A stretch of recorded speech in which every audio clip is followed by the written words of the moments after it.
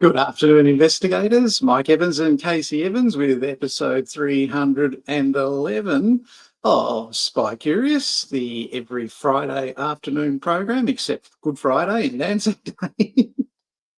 Investigative news program for the week. And as we're investigators, we like to have everything in black and white. So today we're wearing black and we're the investigators in black, which explains what you're looking at. How are you, Casey? Very good. Very good. That's good. What have you got for us today?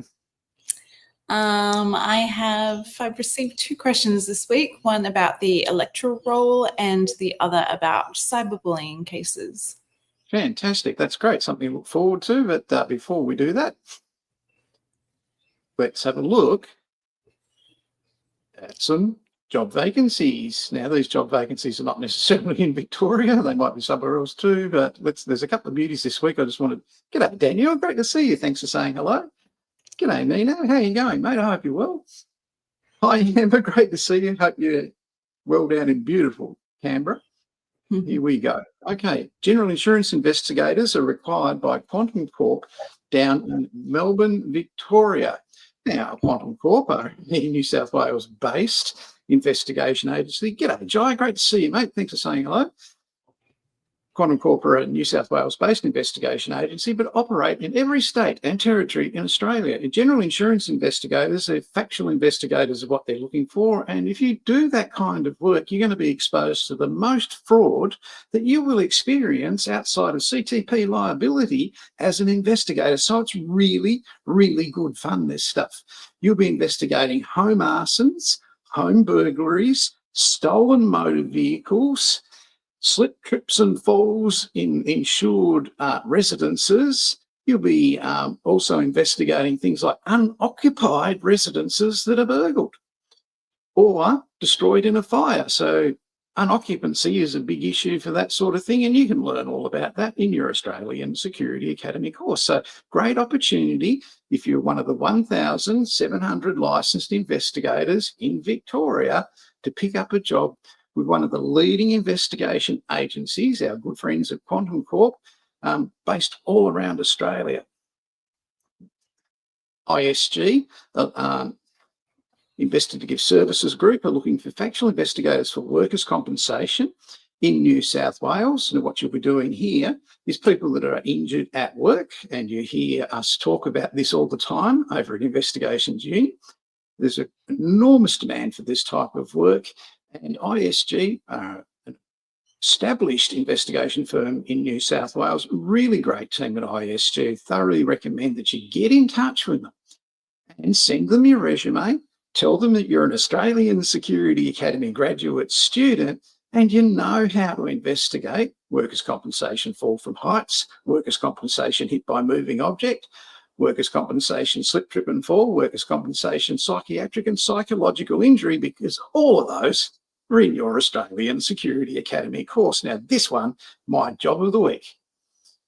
Here it is, lifestyle and absolutely fantastic job. Casey, do not apply for this, please. I like it. The Gold Coast Hospital and Health Service are after a principal investigator for their ethical standards unit. Now, they list everything that you're going to be investigating in this job. I think it would have been easier to list it and quicker to list everything that you're not going to investigate, because this thing is going to have everything. So great opportunity on the Gold Coast. You will need a minimum of a certificate for in government investigations for this one. You won't need a private investigator's license. This is an internal one. It's a beauty, isn't it? Be neighbours. Think of that lifestyle, just how warm you'll be, Amber, for the next 25 years.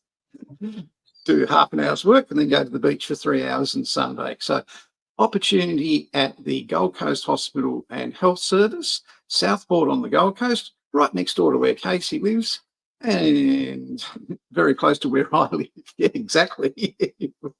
You might as well max this one right out. So there are some great opportunities that are available just this week. The really interesting thing, and I must emphasise, is it's very difficult to advertise for investigators on Seek or anywhere else, because what happens is investigation agencies, as soon as they advertise on Seek, will get 600 automatic, irrelevant resumes and applications from people who are just fulfilling their job application requirements for welfare or whatever. And this wastes a lot of time. That if they haven't got software to sort through that sort of thing, like big government departments do, then they're spending hours and hours just going through them. So my big tip to you, if you are seeking a position as an investigator and you are an Australian Security Academy student, you identify the people I name in here. You Google their website.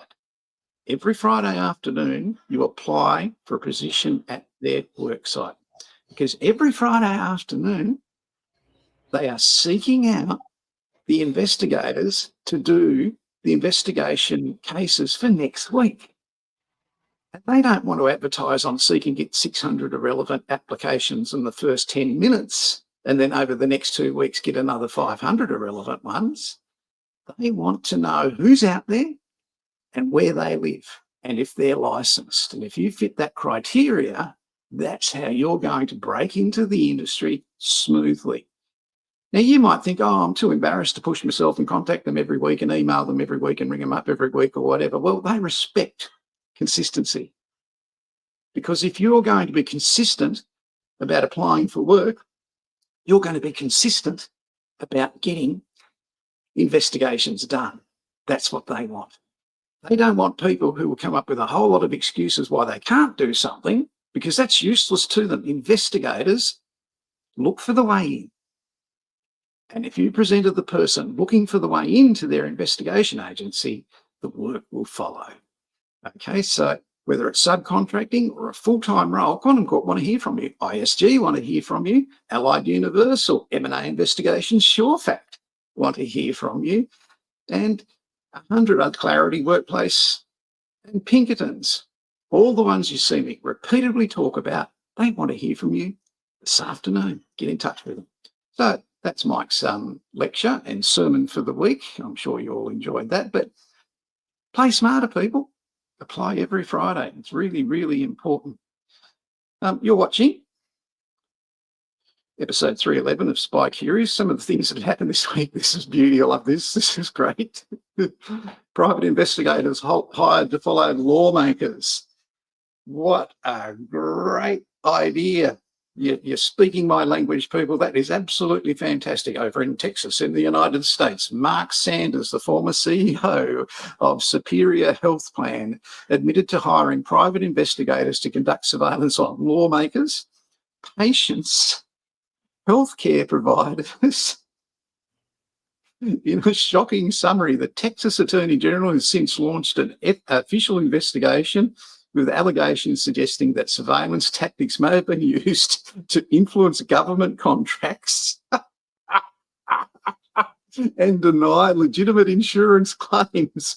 Documents reveal that even elected officials were targets of that surveillance. So no one calls people under surveillance targets. You may have heard me say that a couple of weeks ago as a joke in a comedy sketch, that everyone that's under surveillance is a subject. That's it. No one's a target. But in Texas, someone got excited and in that article was a journalist and called it a target.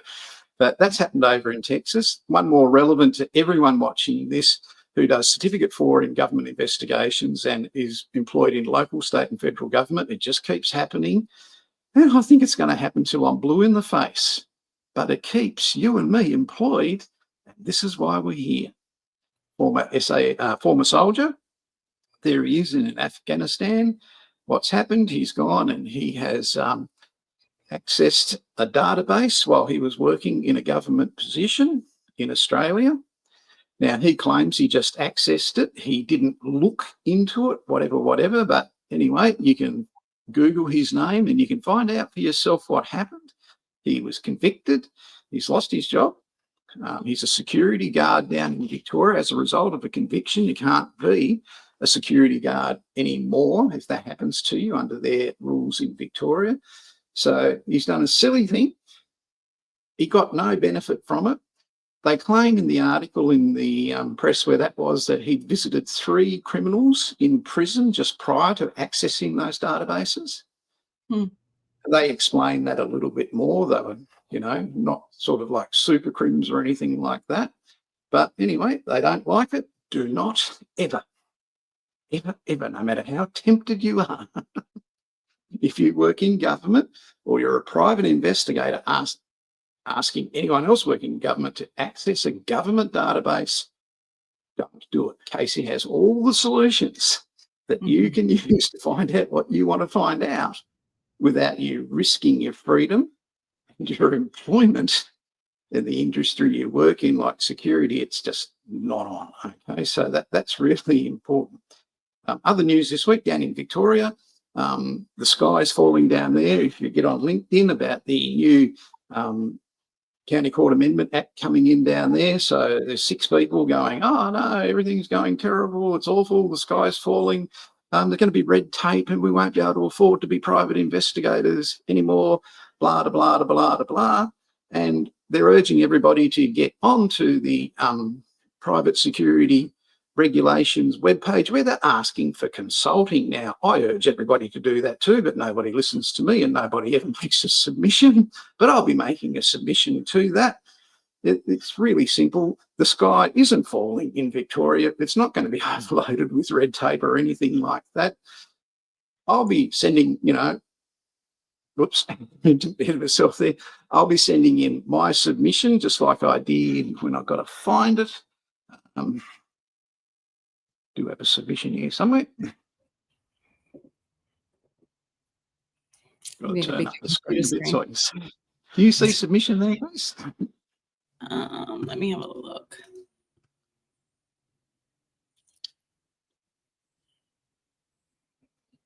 Don't know what I've done with it. I've lost it. Anyway, that's okay. I'll be sending in my submission to the people who are, I think it was Deloitte that are running the survey on it.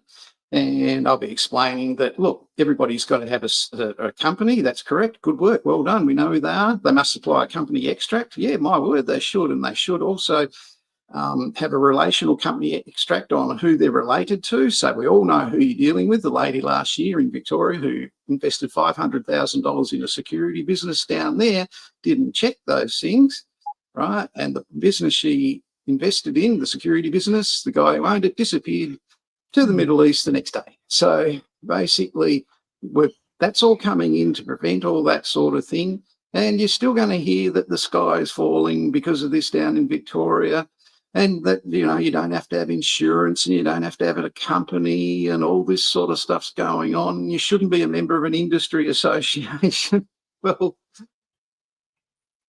if you want to rally the troops and the forces to talk about this sort of thing, then really you should join an industry association and get their support. That's really important that you do that. There's my submission I was looking for. This is a submission I wrote to the Queensland government on coercive control 2 years ago. So in my submission, when I write to the Victorian people who are doing their survey down there, I'll just cut, copy and paste and send that in exactly the same way as I did for the Queensland one. So basically I've saved a lot of time by holding on to that.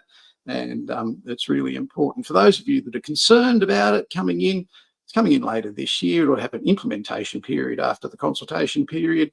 And if you want to know about how to do a security risk assessment for factual surveillance investigations, it's available over at Investigations Uni. And you're an Australian Security Academy graduate, you can see it in episode 62 and 63 of that. That's the advantage of being a member of an industry association that doesn't cost you any money and has solutions for what's happening in the world of investigations throughout Australia. I've been talking too much and I'm losing my voice. Casey is going to take over now. What have you got for us first, Casey? I've been asked 2 questions this week, which is fantastic. I love being asked questions because it saves me having to just basically shoot in the dark, hoping that someone's interested in what I'm saying. The first question I have is, are there any database companies in Australia or New South Wales where you can access the New South Wales electoral roll information, paid or free, via computer without actually going to the electoral roll to access the information yourself? The answer is no. The AEC does not sell the information. So no.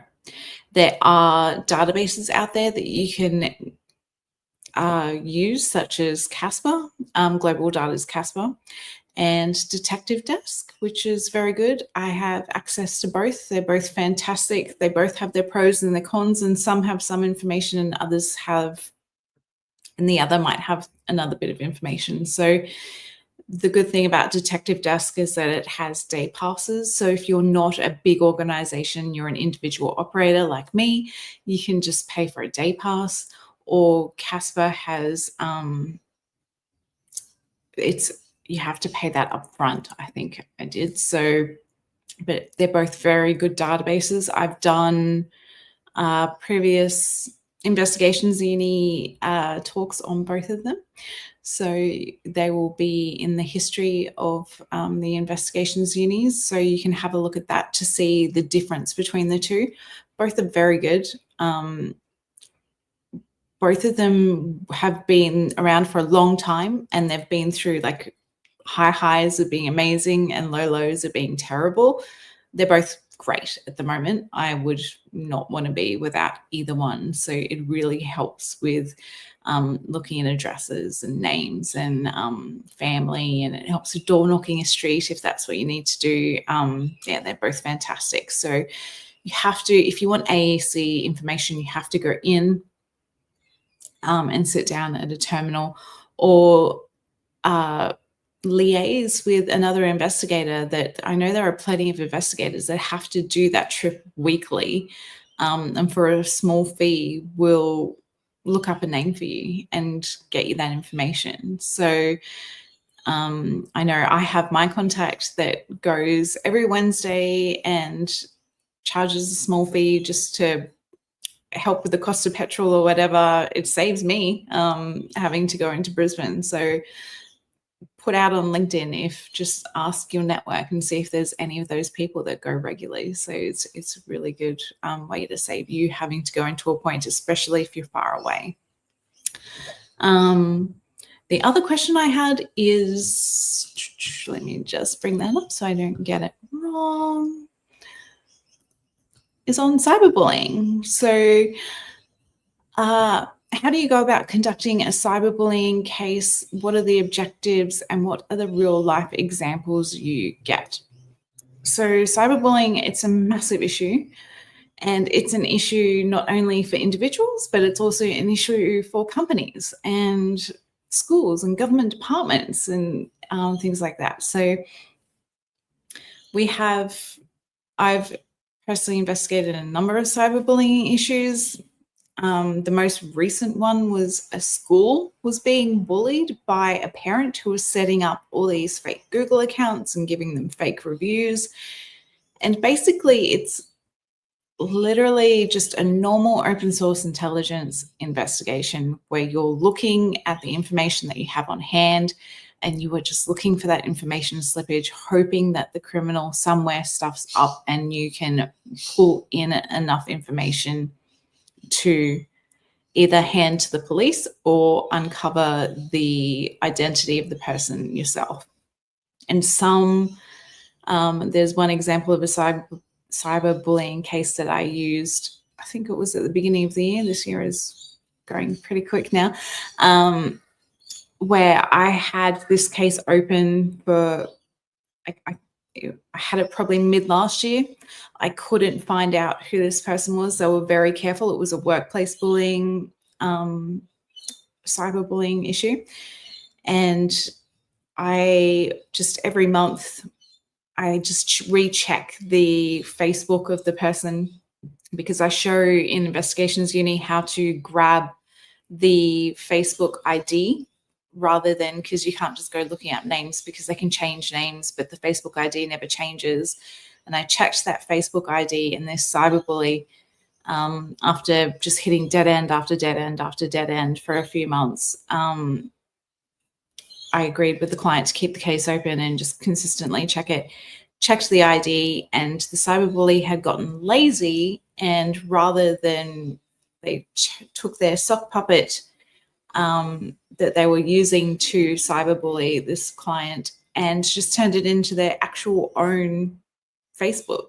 And it was the person that we had suspected that it was the whole time, which was amazing. So it just, when it comes to the process, like you look at your goal, which first off is, I always consider, have they been to the police, or are they coming straight to me?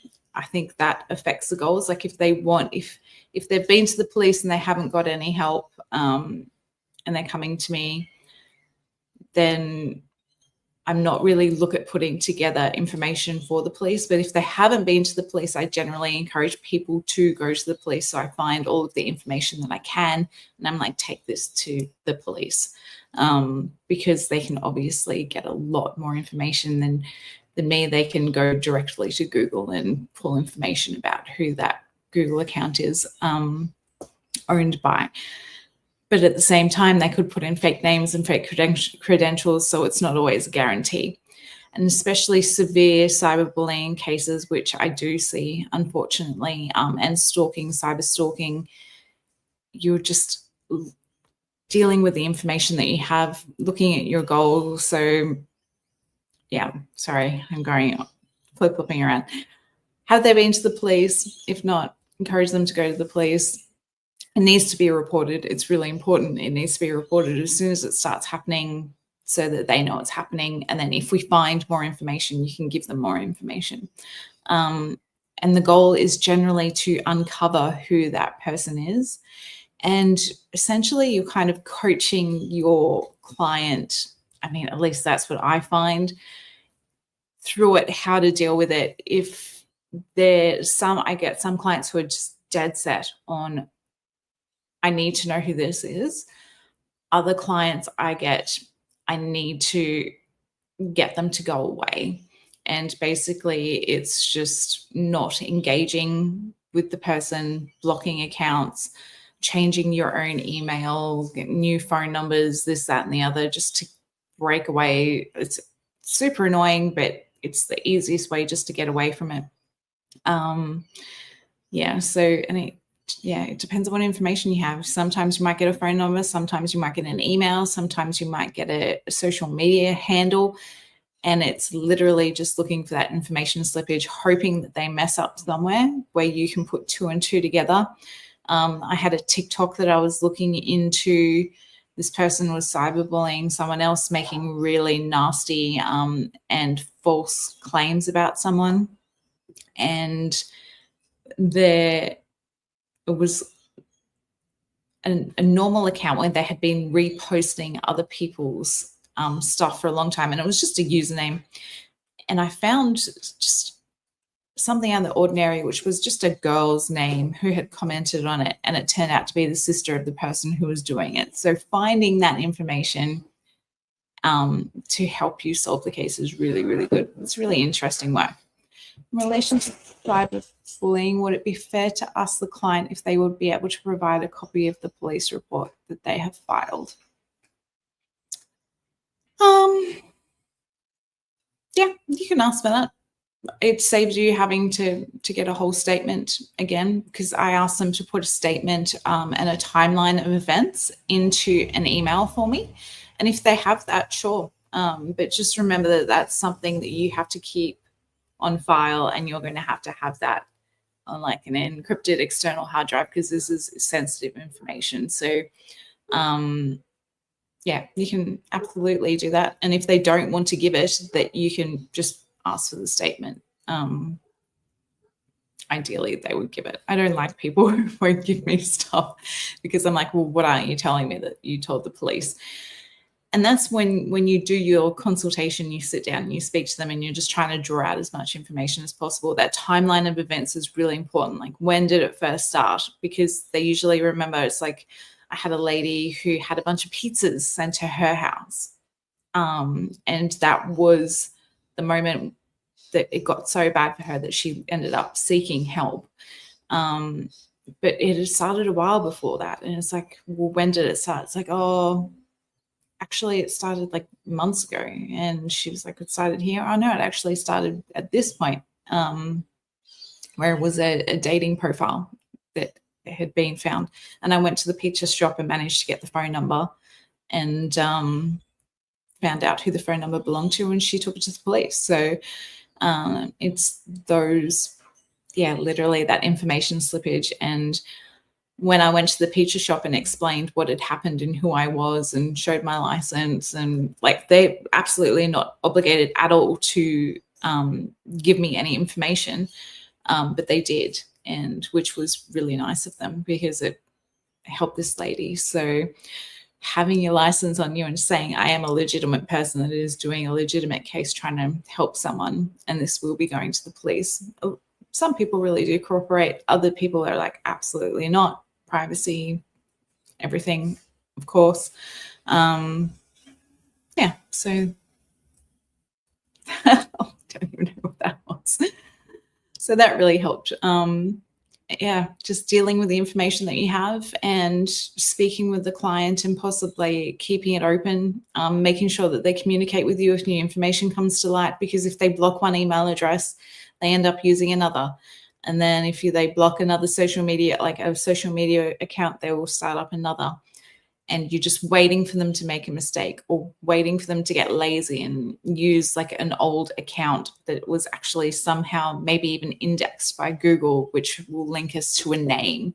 And that way they can take it to the police and get the AVO or whatever they need to make sure that that person stops it with the police, with law enforcement. So we're acting literally just as the fact finders and looking for that information slippage so they can take it to law enforcement and protect themselves. So hopefully that answers the question.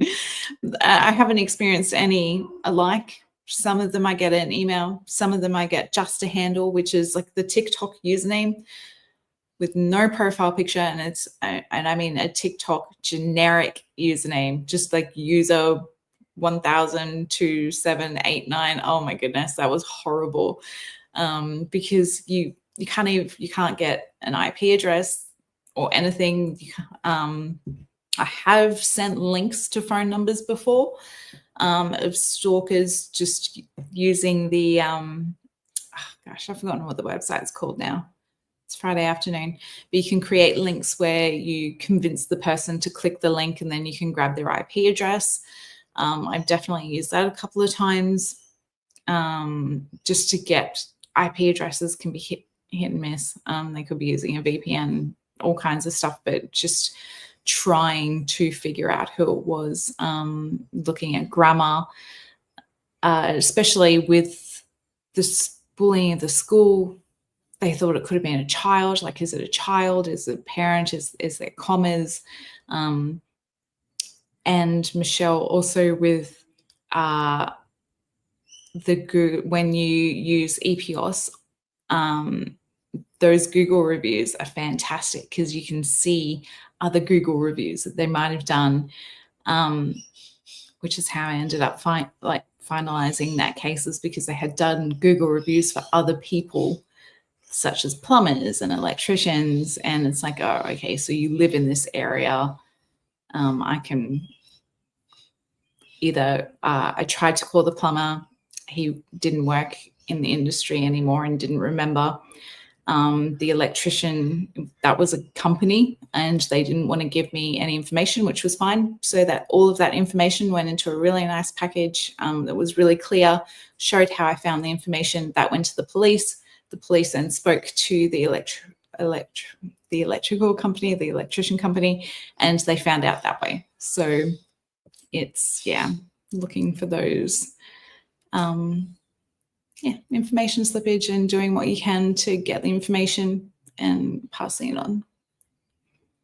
And Mike is not at his desk. So I hope that helps. I love, obviously cyberbullying is horrible, and it doesn't take much to upset people because most of the time, like, the person is anonymous, and it's really scary when it happens to you, especially when people are making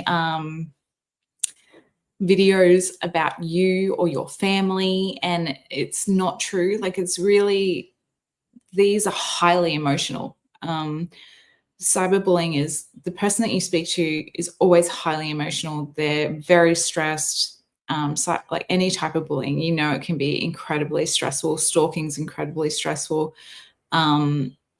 It's, yeah, dealing with the person when they come to you as well, and just like getting them to relax. I think that's part of my kind of secret sauce in my business, how people keep coming back to me, because I do my best to support them through in a calming way as well.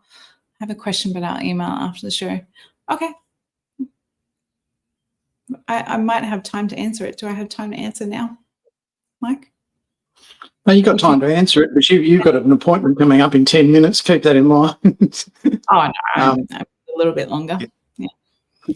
That's all right. Yeah. It's up to you, Joe. Thanks, Casey. You really covered the subject well. In regards to requesting information off police, you can ask for it and they can say no. But the way we look at it is a failure to ask is a failure to find. So if you don't ask for it, you're never going to get it. So you can ask. And if they give it to you, fantastic. Just always ask. And if people want to give us stuff, that's really important. One of the things raised with me today is, yes, there are investigation agencies out there that employ 60 full-time staff and 25 admin team and whatever, but there are smaller investigation businesses out there, and sometimes these come up for sale. Would you include that as part of your program when that happens? And I was quite receptive about this. So if you've got a PI business for sale and you'd like to communicate that to people, if you email me some details, I'll pass that on occasionally. I won't do it every week for one person or one business, but I thought, yeah, fair enough. Look, this is where the PIs come to look each week to see things. So why not? I just never thought of it before, but certainly take advantage of the collective in the community here, and that's okay. The other question I get, this is a really good question, and if Casey just asked me to go back to Sector 4 and get my PI coffee mug, okay, I'll be able to demonstrate this for you, all right? So Casey's just asked me how big, the question I got was, how big is the Spy Curious studio? I bet it's a crappy little corner in the office. Oh, no, it's not. I'll go and get my PI mug. I'll be back in a second.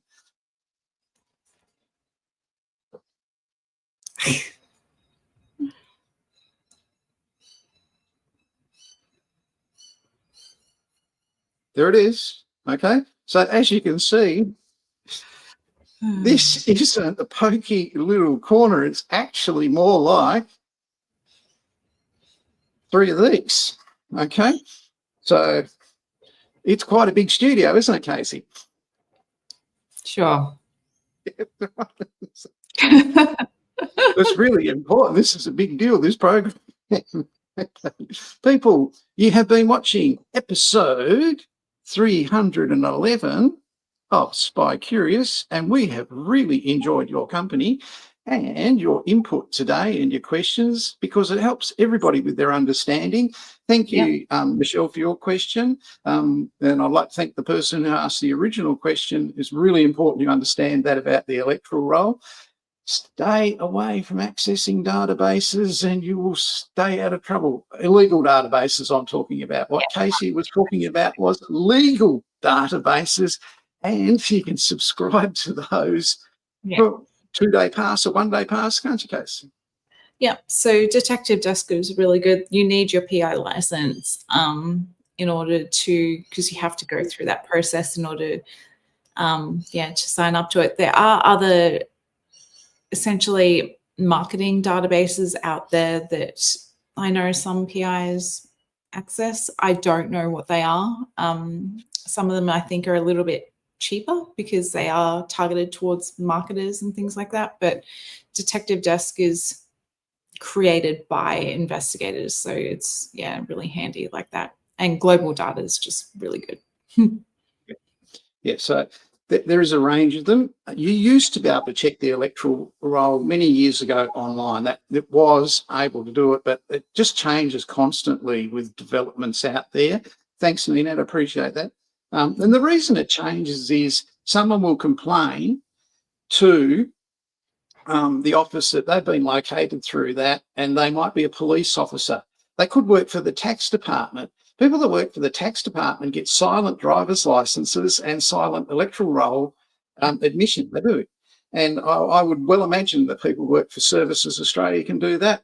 Even Border Force Protection, a whole range of different places that are going to have upset people come looking for them. This is one of the reasons why you just can't get drunk one night, access the electoral roll, and then start sending out threats to someone who, lives down the road from you or whatever. So they're the considerations. They don't take these considerations lightly. They take them very seriously.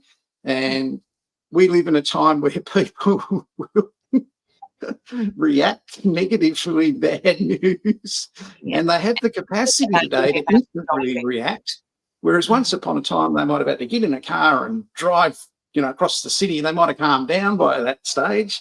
Here it's instant, straight on the internet, find their email or whatever, their office, and, they're venting straight away when they probably shouldn't be doing that at 3 o'clock in the morning when they've had a bit to drink. So all these things are taken into account in relation to protecting people from exactly what Casey's been talking about today, cyberbullying and harassment. Thanks for watching, people. We will not have a investigations uni today or next Friday or the Friday after. It's just basically because of Easter. When we come back, we're going to be looking in investigations uni at prepare a brief of evidence, something I get asked for constantly. So that's for all of you people who are in Certificate for in Government Investigation or who will be aspiring to that in the future.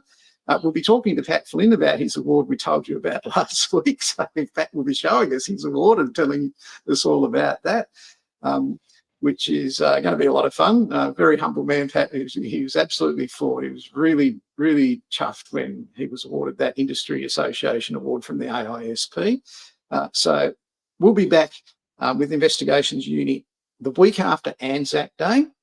What's special about that? Anzac Day, some 24 years ago, if it occurred on a weekday, it wasn't a public holiday. And it was actually Anzac Day 24 years ago that we had our audit to be approved as an RTO 30547, the Australian Security Academy. That's the actual annual anniversary of our organisation. So although you'll see it 1 or 2 days later on training.gov.au, back then it was actually on the day. It wasn't a holiday. The holiday was always a long weekend before it, nearest to it, before it or after it. Thanks for joining us, Casey. Really appreciate you being here. No worries. Please take Casey's advice there, and always remember, you can ask for stuff from the police. They may not always give it to you, but you can certainly ask for it. Have a great weekend, people. We'll see you later.